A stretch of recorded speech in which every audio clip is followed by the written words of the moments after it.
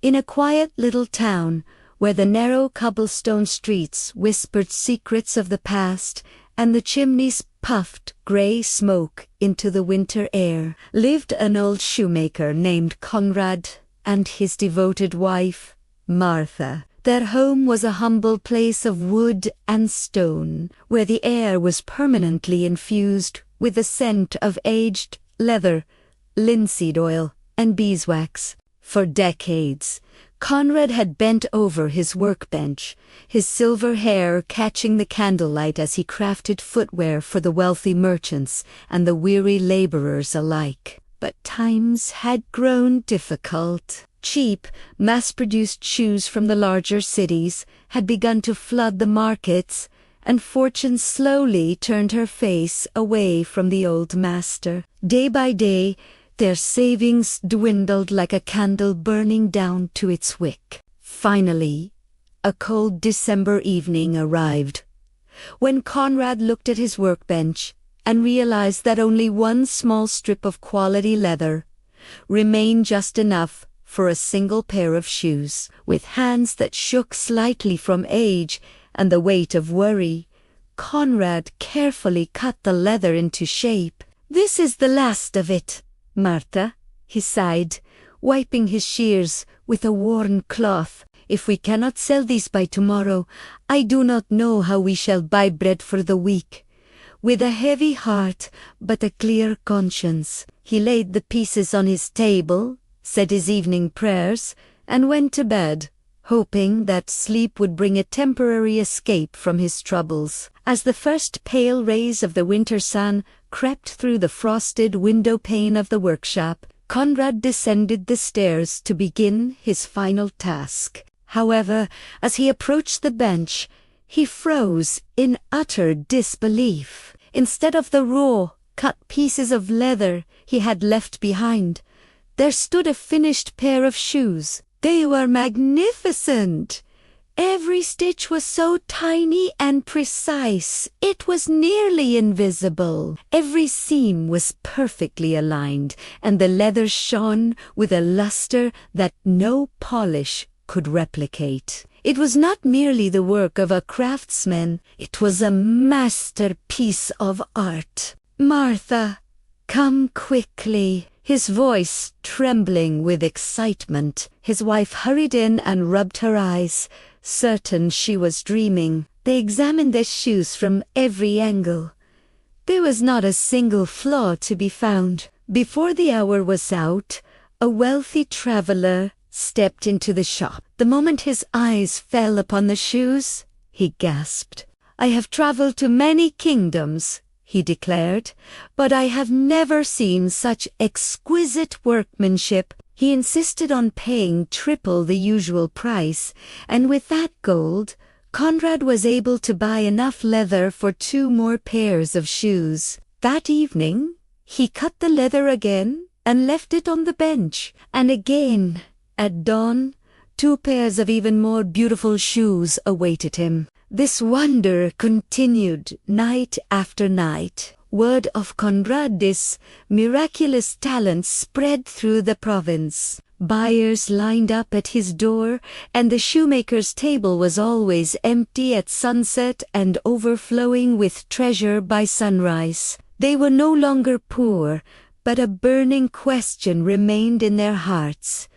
Who is the invisible friend helping us in our darkest hour? As Christmas Eve approached, Martha turned to her husband by the fireplace. "Conrad, these kind souls have brought us wealth and saved our lives. It would be a great unkindness if we did not discover who they are, so that we may offer our thanks." That night, instead of going to bed, they lit a small tallow candle and hid behind a row of heavy coats hanging in the corner of the workshop. The clock on the town hall struck 12. Just as the last echo of the midnight bell faded, the door creaked open, and 2 tiny, nimble figures slipped inside. They were elves. They were no taller than a man's hand, with skin that glowed softly like moonlight. Their faces were bright and cheerful, and their fingers moved with a speed that defied human logic. Without a word, they leaped onto the workbench. They picked up the awls and hammers, and the room filled with a rhythmic, musical tapping. They stitched and shaped with magical grace, their little bodies moving in a synchronized dance of labor. By the time the first cock crowed, the work was finished, and the little men vanished into the night as quickly as a thought. The next morning, Martha was moved to tears. Those poor little creatures work so hard for us, and yet they have nothing to protect them from the winter frost, she said. They are naked and shivering while we sit in warmth. I shall sew them tiny shirts, waistcoats, and trousers of the finest linen, and I will knit them warm woolen stockings. And you, Conrad, must make them the smallest, most beautiful shoes ever seen. They spent the entire day working with a different kind of joy, not for profit, but for love. Martha used the softest fabrics she owned, and Conrad selected the most supple cuffs. On Christmas night, instead of leather, they laid the tiny outfits on the workbench, neatly folded, along with the miniature shoes.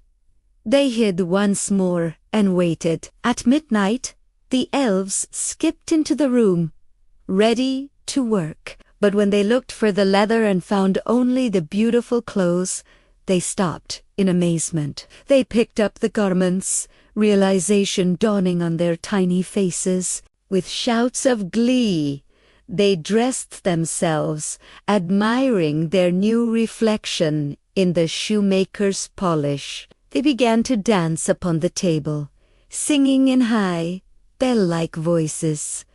Now we are boys, so fine and bright. Why should we cobble shoes at night? They leaped from the table, danced a jig across the floor, and skipped out the door, their laughter echoing down the cobblestone street until it faded into the wind. The elves never returned, but Conrad and Martha did not grieve their absence. The magic they had brought had done its work. The shoemaker was once again a man of means, but more importantly, he was a man of peace. Conrad continued to work at his bench every day, and though he had to do the stitching himself again, it seemed as if a bit of the elves' skill had stayed in his fingers. Everything he made was blessed, and his home remained a sanctuary of kindness and comfort. He lived to a very old age, always remembering the simple truth that had saved him, that miracles are often invited by hard work, but they are kept alive by a grateful heart. If you like this video, please subscribe and like it so we can make more videos like this.